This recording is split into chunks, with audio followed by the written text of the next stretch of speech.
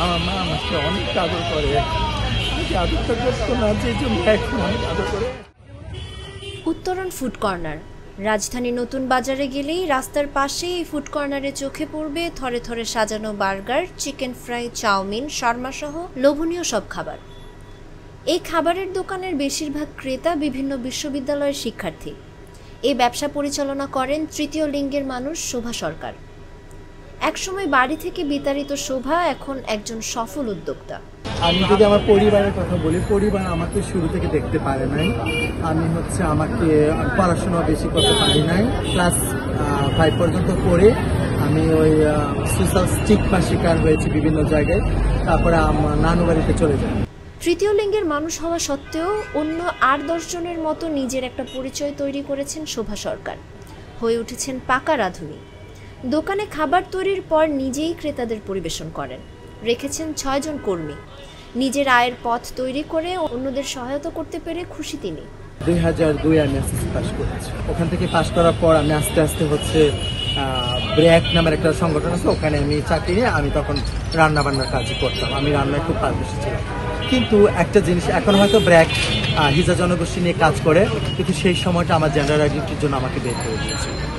আমাকে বলেছিল যে তুমি হিজড়া, তোমাকে রাখা যাবে। তখন আমি নিজেও জানতাম না তো আমি হিজড়া কিনা, কারণ আমার জেন্ডার আইডেন্টিটি সম্পর্কে আমি ক্লিয়ার ছিলাম না। আমি তো জানতাম যে আমি এমনই মানুষ হয়তো। তখন আমি জানতাম না যে পৃথিবীতে আমার মতো আরও লোক আছে, এটাও আমি জানতাম। তখন যখন আমি ব্র্যাক থেকে আমাকে বের করে দিল, তখন আমি একটা সংগঠনের খোঁজ পাই, বাদন হিজড়া সংঘ। ওখানেই হিজড়াদের সাথে আমার পরিচয় হয়।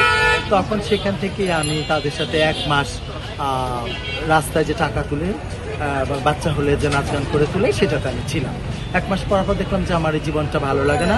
মানুষের টাকা দিতে অনীহা প্রকাশ করে, অনেক কষ্ট হয়। দ্যাটস মিন আমি দেখলাম যে আমার এক বান্ধবী, তার একটা উত্তরণ পার্লার আছে। তো সেই পার্লার থেকে আমার উত্তরণ ফুড কর্নারের একটা আইডিয়া এলো, যেহেতু ও পার্লারের কাজ পারে আর আমি একজন রাঁধুনি, আমি কিন্তু রান্নার কাজ করি।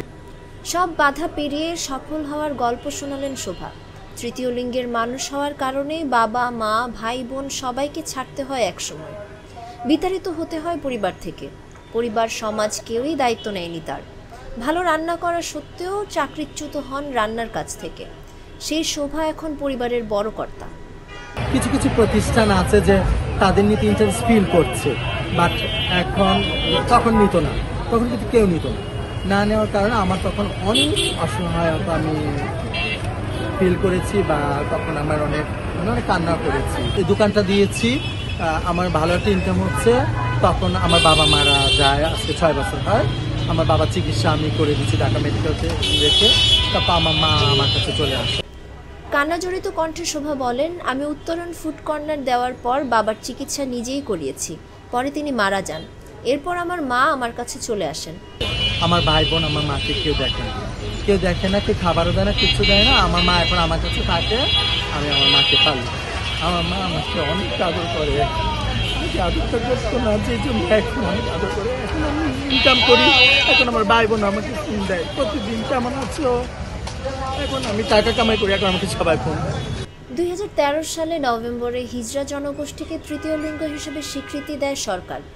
2014 সালে 26 জানুয়ারি হিজড়াদের রাষ্ট্রীয় স্বীকৃতি দিয়ে গ্যাজেট প্রকাশ করা হয়। এরই মধ্যে পেরিয়ে গেছে বেশ কয়েক বছর। এখনও সমাজে বঞ্চিত আর নিগৃহীত জনগোষ্ঠী তারা। সমাজসেবা অধিদপ্তরের জরিপ মতে বাংলাদেশে হিজড়ার সংখ্যা প্রায় 11,000।